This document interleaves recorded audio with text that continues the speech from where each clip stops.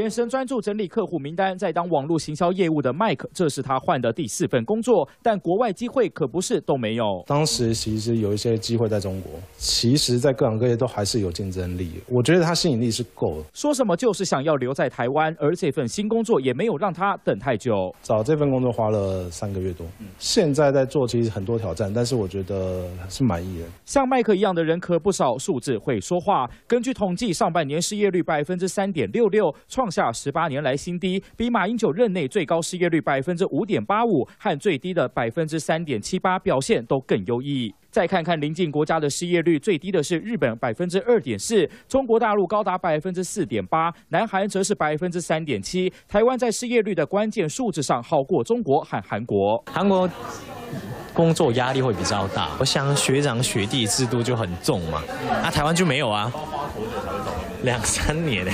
话说得很直白，来台湾念医学系的李瑞元毕业后想留在台湾就业，韩国找工作待业平均要1年，对比台湾待业期平均半年，真的差很大。很多人都可以找到工作了，那政府如果再调高时薪，这种经济成长的一个效果，对选举当然是非常正面。